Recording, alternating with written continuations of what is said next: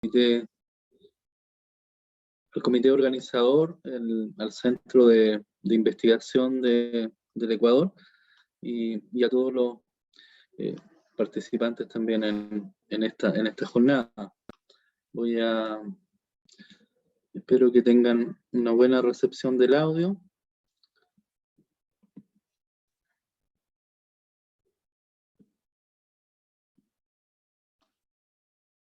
Bueno, como introducía, mi nombre es Cristian Covarrubias, yo soy profesor asociado de la Facultad de Odontología de la Universidad de Chile. Pertenezco al Instituto de Investigación en Ciencias Odontológicas de la Facultad.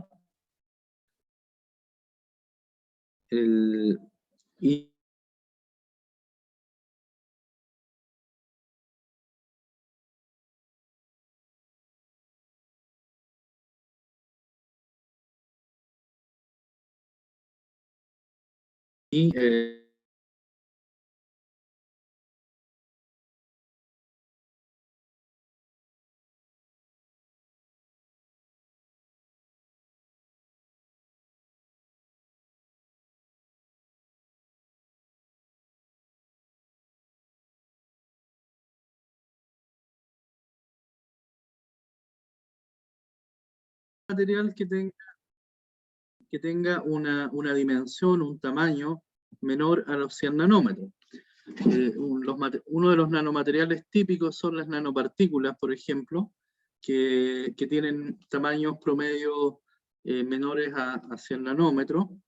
Y para que tengamos una idea, por ejemplo, una nanopartícula podría ser unas 1000 veces más delgada en espesor que el diámetro de un cabello.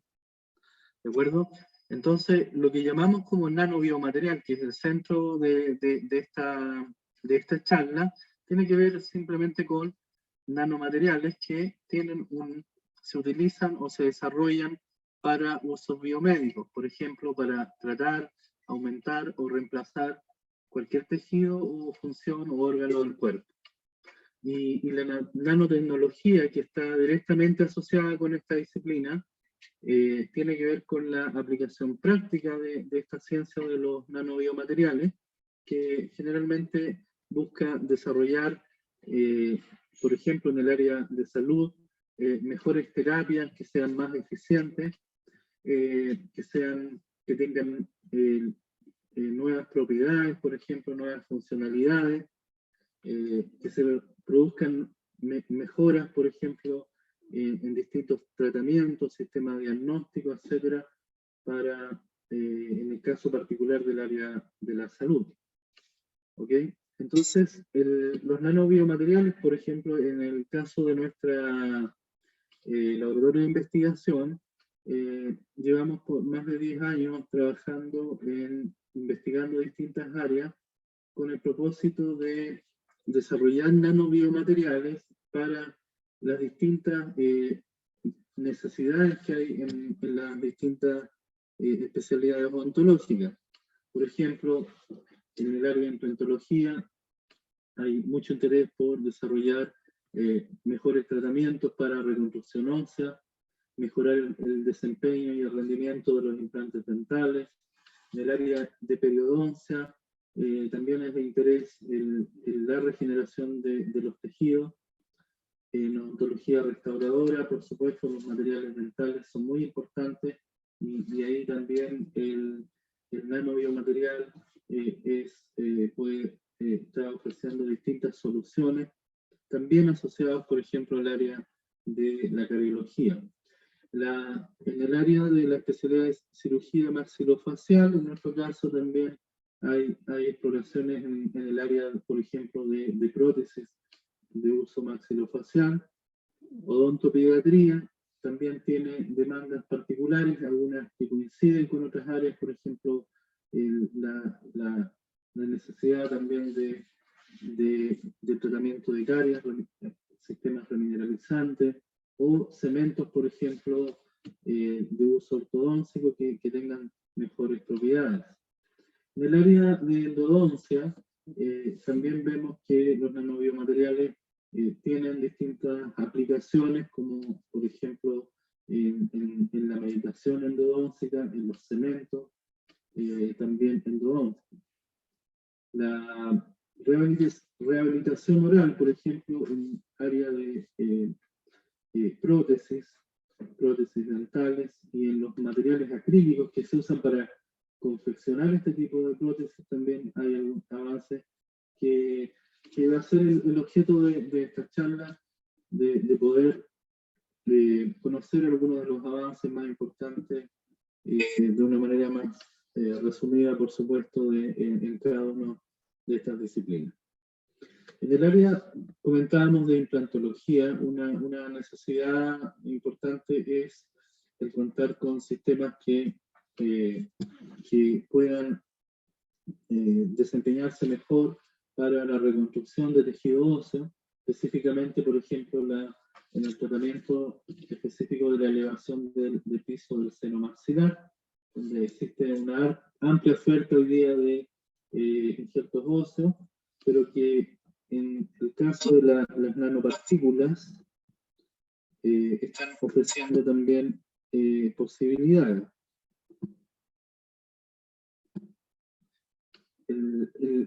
Ya vamos a ver de qué se trata aquello, y esto también está relacionado directamente con el área de regeneración periodontal, que también tiene una demanda en poder tener sistemas que permitan regenerar más eficazmente los tejidos, todos los tejidos periodontales y también específicamente el tejido óseo. Así aparecen, para este propósito, hemos estudiado bastantes años, por ejemplo, las nanopartículas de vidrio bioactivo. El vidrio bioactivo es un material que ya existe hace unos 30 años atrás, desarrollado en Europa principalmente, pero que existía hasta hace unos años en la forma de micropartículas, es decir, partículas de un tamaño considerable a la escala que estamos revisando, y que hoy día, gracias a técnicas que ofrece la ciencia de los nanomateriales, se pueden producir partículas de vidrio bioactivo en forma de nanopartículas, es decir, con menor a 100 nanómetros. ¿Y cuál es el interés? ¿Qué propiedad tiene este vidrio bioactivo? Es precisamente una capacidad que tiene esta partícula de que al estar en contacto con el medio fisiológico sufre una serie de reacciones en su superficie. ¿Ya? Esta es una partícula, el vidrio tiene ese nombre porque, bueno, principalmente tiene la misma composición que tiene el vidrio que conocemos, que es básicamente sílice, pero que además tiene otros elementos como calcio, fosfato, que le dan esas propiedades de bioactividad. La propiedad más importante que tiene la nanopartícula de vidrio, como les decía, era que tiene la capacidad que en contacto con los medios fisiológicos, ya sea líquido fisiológico o saliva también, en la cavidad oral, tiene esta serie de reacciones en la superficie que producen y la transforman a la partícula en hidroxiapatita. ¿Ya? Convierten la hidroxiapatita, y la hidroxiapatita, como sabemos, es el principal componente mineral tanto de los dientes como del tejido óseo. Por lo tanto, es un excelente candidato para poder tratar y encontrar soluciones terapéuticas para ese tipo de tejidos que nos interesa. Pero las nanopartículas de vidrio también tienen la capacidad de estimular biológicamente a la célula, es una propiedad biológica, porque a medida que la nanopartícula se va disolviendo y transformándose en hidroxiapatita, también va liberando iones al medio, y estos iones existen una serie de publicaciones que demuestran que estos iones activan genes o vías de señalización en la célula que conducen a la diferenciación celular ortogénica. Es decir, una célula madre no diferenciada, al ser expuesta a los productos de disolución del vidrio, es diferenciada en una célula osteoblástica. Y esta propiedad es de mucho interés, por supuesto, para poder desarrollar sistemas que mejoren la regeneración del tejido óseo. Una de las formas de utilizar y de optimizar el uso de nanopartículas de vidrio ha sido la elaboración de lo que se conoce en ingeniería de tejido como scaffolds, o en español los andamios, que son estas estructuras comúnmente fabricadas de polímeros biodegradables que actúan como verdaderos andamios de construcción, es decir, ofrecen un soporte temporal en la medida que el tejido se va construyendo, pero a medida que se va construyendo el tejido, el andamio va desapareciendo producto de la degradación en el medio. Una estrategia que hemos utilizado, y hay muchos otros investigadores también, que los laboratorios que investigan este enfoque, es cargar los andamios con nanopartículas bioactivas y de esa manera impartirles a estos elementos, a estas verdaderas esponjas, la propiedad de las partículas bioactivas. Y de esa manera, en un solo elemento, el scaffold ofrece la propiedad mecánica necesaria para construir el tejido y las nanopartículas la bioactividad. Aquí, por ejemplo, un resumen de algunos estudios, por ejemplo, de publicaciones de varios journals de nuestro grupo, por ejemplo, donde en modelos animales, en defectos creados en fémur de rata, por ejemplo, se han implantado este tipo de biomateriales. Comparados, por ejemplo, con un control donde se crea el defecto, pero no se le aplica ningún tipo de tratamiento, y luego de, por ejemplo, 8 semanas, podemos ver por distintas técnicas como microscopía electrónica o microtomografía computarizada la regeneración del defecto por la estimulación de este tipo de biomateriales. Lo interesante también es que en estos estudios, experimentos, se incluye, por ejemplo, materiales clínicos de referencia, como el PUROS, por ejemplo, de la compañía Zimmer, donde podemos comparar el desempeño de estos biomateriales fabricados en el laboratorio versus material clínico ya comprobado, ¿no es cierto?, y de rutina en el área de implantología oral. Vemos entonces que hay un desempeño que cuantitativo y cualitativamente es mejor, que se explica porque por la capacidad que tienen las nanopartículas de estimular el proceso de diferenciación osteogénica y también la formación de hepatita. En términos generales, las nanopartículas de vidrio bioactivo lo que hacen es acelerar el proceso de regeneración del tejido. En otros enfoques también en el área de implantología o reconstrucción ósea, en cooperación con otros grupos, por ejemplo el Laboratorio de Biología Periodontal, hemos estudiado también la utilización de citoquinas como la interleuquina 35, por ejemplo, como una sustancia terapéutica para estimular la regeneración de tejidos periodontales como foco de aplicación, pero en modelos todavía de experimentación vemos que utilizamos, por ejemplo, defectos periodontales creados en mandíbula de ratón, ¿ya?, a través del biofilm que se inducen y que generan un defecto periodontal. Y esta interleuquina 5, la propiedad más importante que tiene es su capacidad para inhibir o desactivar la actividad osteoclástica, responsable principalmente de la destrucción periodontal. Entonces, es un interesante enfoque, como podemos ver aquí, claramente un defecto, un grupo no tratado versus el tratado con interleuquina 35, y que claramente vemos el efecto inhibitorio de la actividad osteoplástica reflejado por una conservación del tejido óseo periodontal. Y vemos también la reducción de la pérdida ósea de otra forma de verlo a medida que aumenta la concentración de este componente.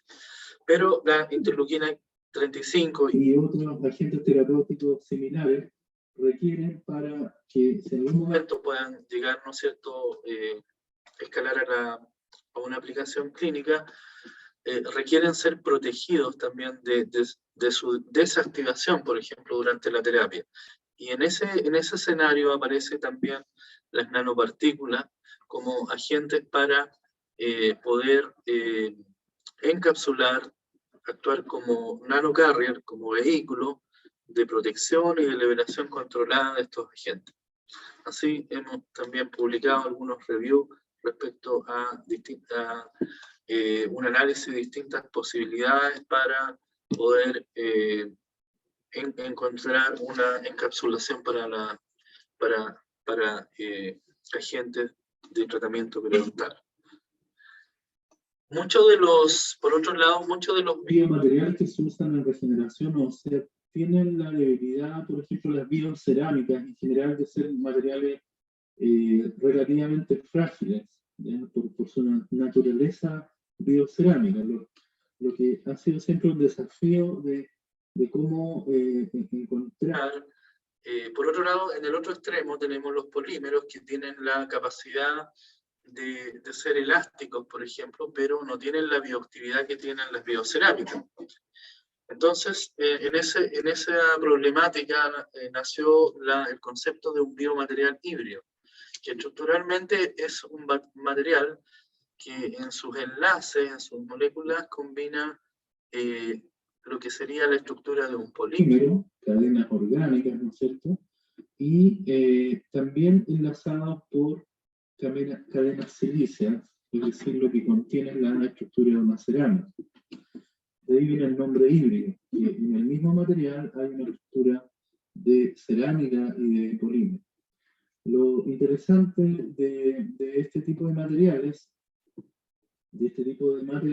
desarrollados hace algunos años por Julian Johnson en el Imperial College, es que tienen, como ustedes pueden ver, la capacidad elástica, ¿sí? La flexibilidad, que como decíamos no tiene la biocerámica. Esta propiedad mecánica también es deseable desde el punto de vista quirúrgico o terapéutico, del uso clínico y manejo clínico de los biomateriales, para poder acomodarse, por ejemplo, mejora un defecto. Bueno, como decíamos, este material fue desarrollado hace algunos años, pero con algunas variaciones. Sin embargo, la bioactividad del biomaterial todavía no era comparable a la que observamos en una biocerámica, la que los otros investigadores observaban en esa biocerámica. En una tesis de doctorado, nosotros en este momento ya finalizando, quisimos explorar cómo mejorar esa propiedad bioactiva deficiente, incorporándole nanopartículas bioactivas. Primero del vidrio bioactivo que veíamos anteriormente, y también de nanopartículas de cobre para darles propiedades antimicrobianas. En esta tesis de doctorado de un estudiante, encontramos que, ¿no es cierto?, ciertas combinaciones o contenidos de nanopartículas producen que estos materiales híbridos eleven su capacidad para estimular los procesos celulares de diferenciación mastogénica. Por ejemplo, aquí se muestra la medición de un marcador por PCR, un biomarcador RAMX2, y además, por lo tanto, aquí estamos viendo nuevamente el efecto de este tipo de nanopartículas bioactivas. Pero además, por otro lado, por el hecho de contener nanopartículas de cobre, también a este mismo material se le desarrollan propiedades antimicrobianas.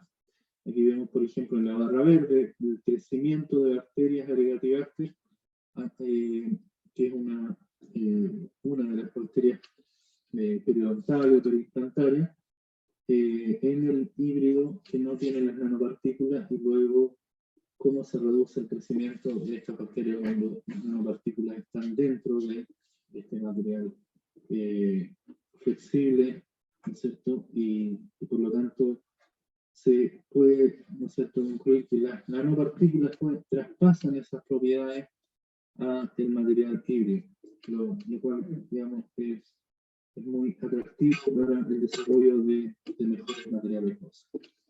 En el área de implantología, uno de los desafíos también muy importantes siempre que se busca mejorar es el aspecto de la ósea integración de los implantes dentales de titanio.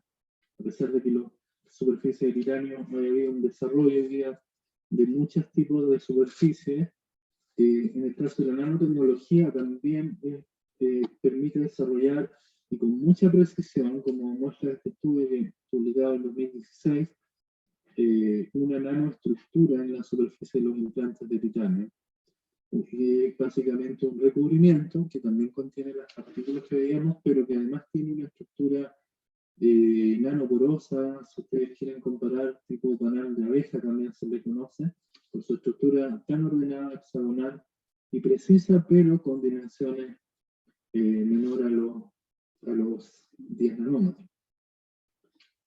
Esta superficie probada en vivo, comparada con una superficie de titanio pura, permite acelerar considerablemente la formación de tejido óseo en la periferia del implante.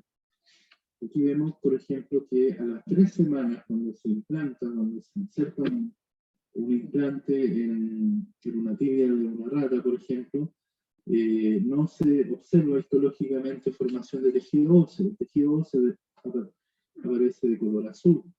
Y mientras que en la misma ensayo, la nanosuperficie ya produce la formación de tejido óseo. Entonces, aquí observamos que las nanopartículas, o que este tipo de nanoestructura tiene una capacidad para acelerar los procesos de formación de tejido óseo en la superficie del implante, y eso se traduce en una reducción del tiempo para la osseointegración. Clínicamente se podría acortar los tiempos para lograr una estabilidad importante en los implantes. Pero también hay otros estudios también donde se le han incorporado nanopartículas de cobre, porque la periimplantitis quizás es la principal causa de fracaso de los tratamientos de implantes dentales. Está reportada de esa manera, y hoy día no existen prácticamente superficies comerciales que contengan agentes antimicrobianos en la superficie de los implantes, siendo este un gran problema hoy día en implantología. Aquí vemos que una superficie que misma superficie, pero que además tiene nanopartículas de cobre, comparamos el crecimiento de bacterias periimplantarias y cómo ese crecimiento disminuye notablemente producto de esta nueva nanosuperficie con nanopartículas de cobre, pero que además estimula la osseointegración. Este tipo de nanosuperficie es lo que conocemos como una superficie bifuncional, porque por un lado mejora los procesos optogénicos y por el otro, al mismo tiempo, simultáneamente, produce un control antibacteriano. Si nos movemos al área de cirugía maxilofacial, esto, claro, es más reciente, en el sentido que hay necesidad también en el área de prótesis maxilofaciales, pero también en otras áreas médicas, como por ejemplo en neurocirugía, en tratamiento de craneoplastía. Y en este tipo de reemplazo, de reemplazos óseos por una prótesis artificial de un material, hasta ahora todos los materiales que se utilizan son materiales que no tienen bioactividad, es decir, son meramente materiales de reemplazo. Una de las líneas de investigación es poder cómo producir que un material, además de ser un material de reemplazo, puede generar una respuesta biológica en su entorno. En este escenario hoy día aparece con mucha fuerza el material conocido como PIC o poliétercetona. Este material es un termoplástico de alta resistencia con una dureza equivalente a la de un metal, pero es un plástico. Y es muy interesante porque es el material hoy día que va a competir, está compitiendo con el titanio en este tipo de tratamientos. Con la ventaja de que el PIC es mucho más fácil de ser utilizado en forma de filamentos, por ejemplo, en impresoras de 3D. Y de esta manera implementar flujos digitales basados en este tipo de material. Pero el PIC hasta ahora, todo lo que existe comercialmente en el flujo digital del PIC utiliza PIC de manera pura y es un material de reemplazo. Por eso hay muchos investigadores, también nosotros no tenemos todavía resultados al respecto, pero aquí, por ejemplo, muestro algunos esfuerzos de otros investigadores, ¿no es cierto?, incorporarles nanopartículas de hidroxiapatita al PIC, y donde efectivamente, por ejemplo, se logra una mayor cantidad, un crecimiento óseo en la superficie de la prótesis, comparado cuando se utiliza solamente el PIC de manera pura. Por lo tanto, hoy día, en lo que respecta a flujo digital, el uso del PIC seguramente va a ser un material que ya hoy día se utiliza bastante en los laboratorios dentales, pero en usos como los que observamos aquí en prótesis dentales, por ejemplo. En la operatoria y en los materiales dentales, la operatoria hay mucha historia respecto a la nanotecnología y nanomateriales. Quizá pocos ejemplos en cuanto al área en general de la nanotecnología es tan antiguo como el caso de por ejemplo, de las resinas nanocompósitas, que todos conocemos. Las resinas nanocompósitas, sin embargo, los nanorellenos que hoy día existen en todas las resinas, en las resinas de restauración, son nanorellenos que tienen la finalidad de mejorar propiedades mecánicas y estéticas de la resina, pero no están pensadas en que generen propiedades bioactivas. Así, de esa forma, uno de los enfoques también es cómo hacer que una resina dental tenga alguna propiedad de bioestimulación o de remineralización, por ejemplo, también en la interfaz. Aquí unos resultados, por ejemplo, donde en una tesis de magíster se les incorporó nanopartículas de vidrio bioactivo a resina, y luego estas resinas inmersas en contacto con la saliva, si uno examina la superficie de una resina control sin las nanopartículas versus una que tiene nanopartículas, vemos la formación de una capa de apatita o hidroxiapatita en la superficie de la resina. Se está produciendo una mineralización entonces en este tipo de resinas, lo que se traduce en mejorar la unión de la interfaz diente-restauración. Esto puede tener varias implicancias o varios beneficios clínicos en el momento que se pruebe, por ejemplo, en tanto en la estabilidad de las restauraciones, como también, por ejemplo, en evitar o prevenir también la desmineralización de la interfase, caries secundarias, etc. Un trabajo, una tesis de magíster recientemente terminada aquí en la facultad, se estudió un nanogel con propiedades remineralizantes, pero también antimicrobianas. Este nanogel, si ustedes ven, es completamente transparente. Si ustedes lo ponen sobre un vidrio, van a ver que rápidamente se evapora y prácticamente desaparece en la superficie. Este nanogel contiene una nanopartícula. Entonces, aquí vemos los resultados donde en un modelo de caries artificiales, estas son caries que se generan de manera artificial in vitro, que sirven mucho de modelo para probar agentes remineralizantes.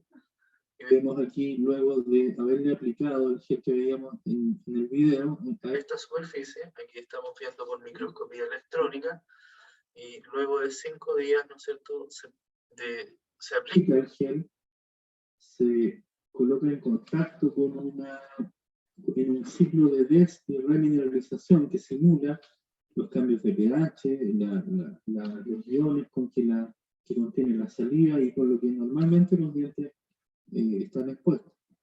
Entonces, luego de estos 5 días vemos que se produce una remineralización casi completa, ¿no es cierto?, donde vemos prácticamente la desaparición de la porosidad y las irregularidades que caracterizan microscópicamente a una carie. Ese mismo efecto se puede ver con la técnica de luz polarizada, que es un microscopio óptico que permite distinguir las lesiones de caries. Por ejemplo, aquí lo vemos de una forma de un color claro la lesión, en otra escala, este es el borde, y luego del tratamiento vemos que también desaparecen. Entonces, este tipo de geles tiene esa capacidad para remineralizar, y como esa base también de nanopartículas de vidrio bioactivo, sabemos por análisis también de que esa capa que se forma corresponde a una capa de hidroxiapatita. Pero el gel también tiene nanopartículas de cobre, por eso es que también produce un importante efecto antibacteriano. Aquí vemos bacterias de Streptococcus mutans, obtenidas de una superficie sin tratamiento y de una superficie tratada con el nanogel.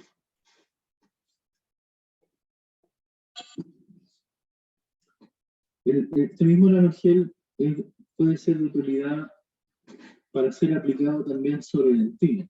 En este caso, lo que se pretende obviamente es poder reducir los efectos de la sensibilidad dentaria, tanto en distintas situaciones en que haya la dentina expuesta, ya sea por desmineralización, por recesión gingival y otras causas.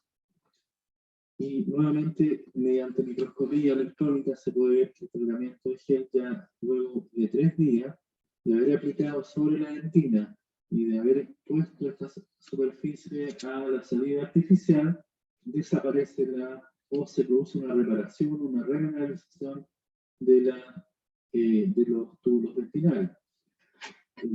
Aquí hay una obliteración que se manifiesta por una reparación completa de una película reparadora en la superficie, que como habíamos anteriormente es una película de apatita. En nuestro laboratorio también nosotros desarrollamos innovación, ¿no? Hay una parte de la investigación que está enfocada a publicaciones científicas básicas, de paper que nos interesa mucho, pero también de poder desarrollar productos que puedan alcanzar la clínica, que puedan alcanzar el nivel comercial, por ejemplo. Y aquí, por ejemplo, mostramos solamente puse el nombre del laboratorio, pero una pasta dental que tiene nanopartículas con capacidad reparadora. La pasta Sensodyne protege y repara. Es una partícula que tiene tecnología Novamin, que es vidrio bioactivo, pero es un vidrio micrométrico. La tecnología Dentaid NanoRepair es una pasta dental que tiene nanopartículas de hidroxiapatita. Si se compara mediante un ensayo que permite ver la efectividad reparadora de las pastas de dientes, vemos que luego de los 3 días, la Sensodyne repara casi completamente, aunque todavía existe una cantidad importante de túbulos que no han sido reparados. El caso de la pasta con hidroxiapatita prácticamente no se observa un efecto importante a los 3 días. Y en el caso de la formulación que hemos estudiado, pueden ver, ¿no es cierto?, que hay una reparación casi del 100% a los 3 días de aplicado la pasta dental. Sensodyne debe ser justo después de los 7 días, ¿no es cierto? A los 7 días aproximadamente se termina reparando toda la superficie también dentinaria. Pero la pasta formulada con nanopartículas hace el mismo proceso, pero mucho más rápido. Es decir, cuando a los 3 días Sensodent todavía no repara, esta pasta que está en desarrollo ya produce una reparación casi completa. En otra especialidad de la odontología que también es muy importante es la endodoncia. Y en la endodoncia ha habido un trabajo realizado respecto a explorar un poco el uso de las nanopartículas de cobre, que son importantes remineralizantes, perdón, antimicrobianos, ¿cierto? Son antibacterianos, antifúngicos, antivirales también. Las nanopartículas de cobre se realizó un estudio para poder probar su efectividad, perdón, para ser utilizada como un agente bioactivo en la medicación endodontal. Aquí vemos que este estudio fue realizado en dientes en un canal radicular contaminado con una bacteria representativa de la medicación endodóntica, que es el Enterococcus fecalis. El Enterococcus fecalis, como vemos aquí, ¿no es cierto?, al inicio del tratamiento se contaminó, se infectó la superficie del canal radicular, está completamente cubierto con el biofilm, en la superficie. Luego del tratamiento, entonces, vemos aquí una disminución notable del biofilm que está formado. Esto cuantitativamente se puede ver también en el gráfico. El gráfico control muestra la gran cantidad de bacterias en una superficie control, es decir, que no fue tratada simplemente, y otra tratada con UltraCAR, que es un material de referencia para este propósito, y con distintas concentraciones de nanopartículas de cobre. Este es un estudio muy básico todavía, pero demuestra la eficacia, ¿no es cierto?, de ciertas concentraciones de nanopartículas de cobre. Debemos decir que el Enterococcus fecalis ha resultado ser una bacteria mucho más resistente que el promedio de las otras bacterias, comparados, por ejemplo, a una bacteria periodontal o a las bacterias cariogénicas. Por lo tanto, es también un desafío importante el abordaje de bacterias de medicación de bacterias causantes de infecciones endodónticas. También relacionada con la endodoncia, con la odontología restauradora también, vemos aquí el área de los cementos, conocido como cemento pulpodentinarios o cementos destinados a la terapia dental vital, pulpal vital, por ejemplo. En este caso, el más representativo comercialmente es el Biodentin, es un cemento tipo cemento Portland, que ha sido refinado, que ha sido su composición ajustada para que tenga capacidades bioactivas. Lo que se busca aquí es que este tipo de cementos no solo sea un cemento, un material que ofrezca propiedades mecánicas, sino que sea un material que también bioestimule la pulpa, conserve su vitalidad. Que la bioestimule en el sentido también de que en el mejor de los casos se pueda generar una dentina reparadora, un puente dentinario. Aquí en un estudio del 2017 se partió con esta línea donde se utilizó comercialmente el Biodentin y se le agregaron nanopartículas de vidrio bioactivo para comprobar si había una mejora en su capacidad bioactiva. Y efectivamente, como mostró esta publicación, el Biodentin con las nanopartículas produce una remineración mucho más profunda y completa a nivel dentinario que cuando se aplica este material comercial sin las nanopartículas bioactivas, de vidrio bioactivo. Más recientemente se publicó luego su respuesta celular, y se comprobó también que estos cementos Biodentin modificados con vidrio bioactivo además tienen una excelente citocompatibilidad Estas son células de la pulpa dental, células madres de la pulpa dental que se adhieren muy bien a este tipo de cemento y también tienen la capacidad de este tipo de cementos de estimular los procesos de diferenciación hacia un genotipo mineralizante, que este es un marcador de fosfatasa alcalina que demuestra que las células madres de pulpa dental, cuando están en contacto con Biodentin modificado con nanovidrio, se eleva la expresión de este marcador, lo que es indicativo de que este cemento estimula el proceso de diferenciación celular.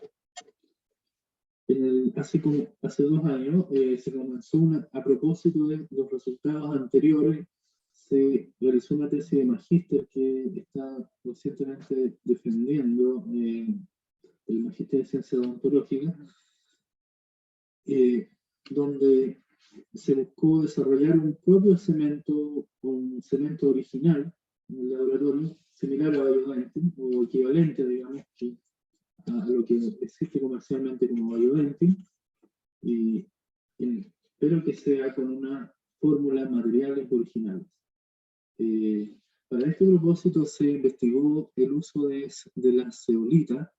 La zeolita es un material tanto que existe de manera natural como sintética, que es un material que su estructura es cristalina, nanoporosa, como ven en la imagen, y que tiene, además de muchas propiedades y aplicaciones en distintos ámbitos, tiene la capacidad que nos interesa en este caso, que es su capacidad para fraguar. La zeolita combinada con hidróxido de calcio fragua, endurece y se transforma en un cemento. Por esta razón de que existen construcciones desde la antigüedad, como el Panteón, por ejemplo, que tiene una importante cantidad en su estructura de zeolita, lo que demuestra también que la resistencia mecánica que puede llegar a adquirir este tipo de material. Sin embargo, la zeolita en sí no es un material que se caracterice por ser especialmente bioactivo.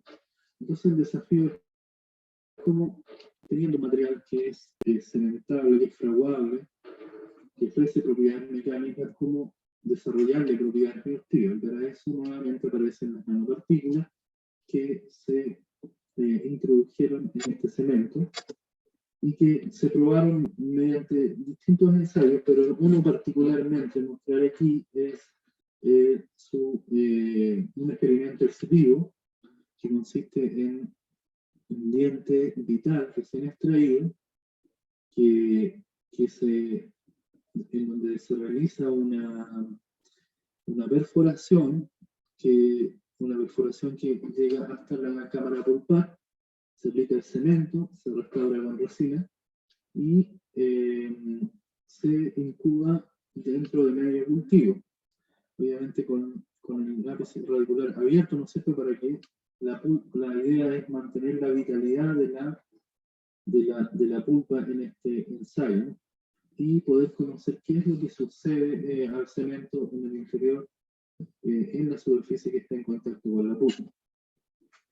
Luego de 28 días, tiempo de incubación importante, se encontró, por ejemplo, que al examinar uno de los cementos, el más óptimo, la cara que da hacia la pulpa se encontraba altamente mineralizada, además de que el cemento fue estable durante ese prolongado periodo que se estuvo incubando, mantuvo su integridad y desarrolló una capa de hidroxiapatita en la superficie interna. Pero además, examinado por microtomografía computarizada, se encontró que a una distancia o inmediata del cemento se observaba una zona radiopaca con la misma radioopacidad que tiene la dentina, lo que sugiere, ¿no es cierto?, que esa formación corresponde a una estructura equivalente en su composición a la de la dentina. El cemento está bioestimulando, en este caso, a las células de la pulpa dental para poder generar esta producción de material tipo dentinario. Lo mismo se observó en el control de Biodentin, pero en este caso la misma formación se observó a mayor distancia del material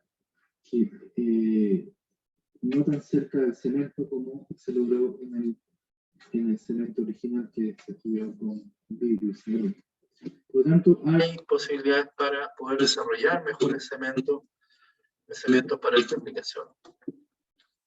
Para ir también ya concluyendo, quisiera también dar un ejemplo también del caso de un estudio que demuestra el proceso de cómo un estudio básico llega también a transformar, a ser utilizado en la clínica, se materializa como un tratamiento, como un producto de uso clínico, desarrollado también en este laboratorio. En este caso, la problemática está en torno a la estomatitis subprotésica, que es, ¿no es cierto?, una infección de las mucosas, ¿no es cierto?, que en los usuarios, pacientes usuarios de prótesis, que es producto de principalmente tiene muchos otros factores, pero que en general todo redunda en que hay un desarrollo de biofilm de la levadura Candida albicans en la superficie del acrílico de la prótesis. Se genera un microambiente que es propicio para el desarrollo de este microorganismo y su presencia, su acumulación, ¿no es cierto?, en esa zona genera complicaciones de la estomatitis, también la quietitis angular, caracterizada por el ardor, el dolor, molestias para comer, demanda el uso de tratamiento con antimicóticos, muchas veces con sabor desagradable para los pacientes, con costos adicionales, etcétera, para el sistema de salud pública, que requieren en algunos casos realizar procedimientos como el rebasado de prótesis, e incluso también el recambio completo de la prótesis. Considerando este desafío, ya en 2012 se comenzó, pero ya voy a presentar los resultados ya finales. Se trabajó en el desarrollo de esta tecnología de acrílicos con nanopartículas de cobre. Entonces, el objetivo, ¿no es cierto?, era poder producir un acrílico que tuviese incorporado nanopartículas de cobre, o sea, conociendo que las nanopartículas son excelentes antifúngicos, pero existía una serie de desafíos de cómo incorporar estas nanopartículas dentro del acrílico, cómo hacer que encontrar las dosis de las nanopartículas que pudiesen provocar la máximo efecto antimicrobiano, pero además conservar otras propiedades que son muy importantes de la prótesis, como su propiedad mecánica, su propiedad estética, que sin comprometer ninguna de esas propiedades, la biocompatibilidad, etc. Entonces vemos que es una fotografía de una prótesis típica que existe hoy día con nanopartículas de cobre. Se hace un análisis que a nivel atómico, que se conoce como EDX, se puede ver con estos puntitos de color rojo la distribución de las nanopartículas de cobre. Podemos ver las nanopartículas que están dentro de la prótesis. Y lo más importante es su efecto antimicrobiano, principalmente frente al hongo Candida albicans. Aquí vemos la cantidad de unidades o crecimiento de levaduras en una prótesis normal, en la superficie de una prótesis normal, versus la que crece en la superficie de una prótesis con nanocobre. También reflejado en estas imágenes en microscopía, las levaduras crecen y se desarrollan muy bien en la superficie de los acrílicos convencionales que conocemos, desarrollan incluso IFA, lo que demuestra también tiene que ver con sus factores de virulencia que proporcionan. Y también vemos finalmente que en el caso de las prótesis, este crecimiento se reduce en más del 95% por lo menos, en la mayoría de los casos, y no se observa tampoco el desarrollo de ellos. Entonces, la superficie de las prótesis dentales son antimicóticas, tienen propiedades para el Candida albicans, pero la Candida albicans pero también tienen demostradas propiedades frente a las bacterias, tanto bacterias relagares como mutans, como las bacterias periodontales, que incluso es mucho mayor el efecto antibacteriano. Lo interesante es que una prótesis con nanopartículas de cobre cumple con todos los requerimientos mecánicos, sus propiedades mecánicas, como vemos en este caso, comparado a un acrílico de PMMA puro, no hay diferencias significativas, es decir, los acrílicos con nanocobres tienen el mismo desempeño mecánico, por lo tanto una prótesis con nanocobres tiene la misma resistencia mecánica que un acrílico normal. Pero también importantemente que a pesar que le estamos agregando una sustancia distinta, que es el cobre entre paréntesis es un importante nutriente, a veces no lo decimos mucho, pero es un nutriente esencial recomendado por la OMS. Paradójicamente en la región sudamericana tenemos en los niños, sobre todo, hay carencia de cobre, y este nutriente esencial. Por lo tanto, el cobre no es una sustancia extraña en nuestro organismo. Aún así, es importante verificar su biocompatibilidad. Y aquí vemos, por ejemplo, la biocompatibilidad de células puras, células humanas puras, la cantidad de células que crecen sobre un acrílico normal, que no es distinto a lo que crece en una célula por sí sola, y las que crecen en un acrílico con nanocobre. Es decir, la presencia el hecho de que la prótesis tenga nanopartículas de cobre no afecta su biocompatibilidad. ¿Y cómo se explica aquello? Se explica también porque estas prótesis liberan concentraciones extremadamente bajas de cobre al medio, a la saliva. Aquí están los niveles de 0,035 microgramos por litro. Son concentraciones muy bajas y que ni siquiera son comparables, por ejemplo, a las concentraciones de cobre que ingerimos en el agua potable, o lo máximo que está permitido ingerir, lo que ingiere una persona diariamente, etc. Todas estas cifras demuestran que estas prótesis son bioseguras. Se hicieron estudios clínicos, por ejemplo, una vez que se terminan las etapas del laboratorio, se puede continuar en la etapa clínica. En este caso se hizo un estudio de 12 meses en la clínica odontológica de la Universidad de Chile, un equipo multidisciplinario, especialistas, microbiólogos, personal en el laboratorio, en la clínica, expertos también en salud pública. Y interesante, este estudio fue bastante prolongado a lo que se destina normalmente para estudios de Candida albicans o de estomatitis. Si ustedes revisan la literatura, no aparecen estudios superiores a 3 meses. Este fue un estudio un seguimiento de 12 meses, donde los pacientes se les hizo análisis microbiológico en la prótesis, en el paladar, en la saliva. Y bueno, había dos grupos, ¿no es cierto? El grupo el que usó prótesis convencional y el grupo que usó la prótesis con cobre. Bueno, ahí aparece una marca comercial que hoy día tienen los acrílicos con cobre.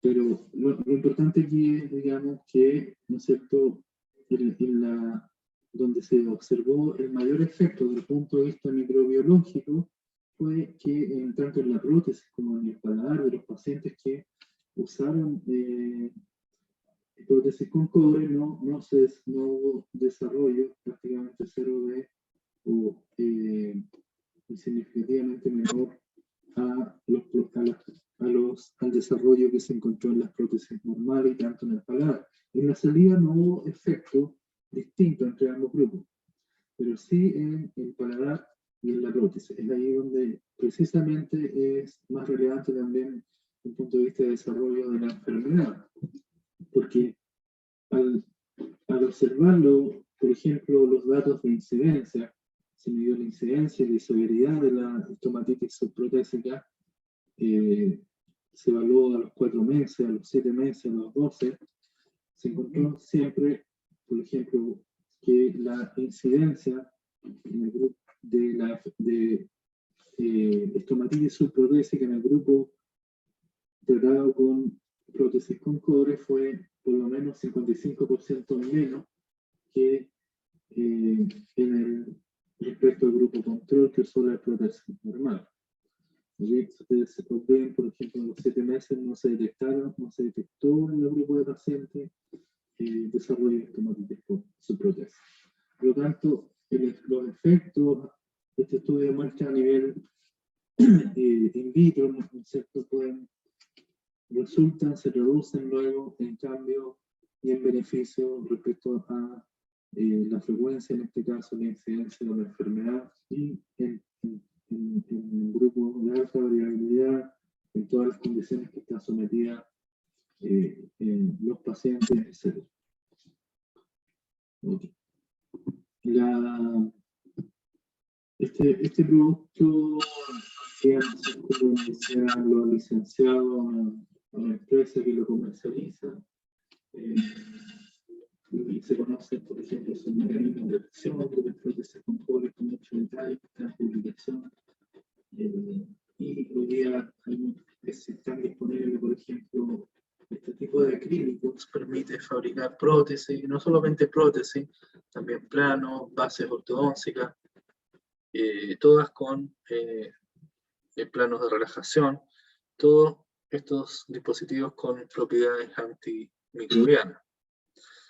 La tecnología fue, la patente de esta tecnología fue otorgada hace poco, a pesar de que fue solicitada hace muchos años.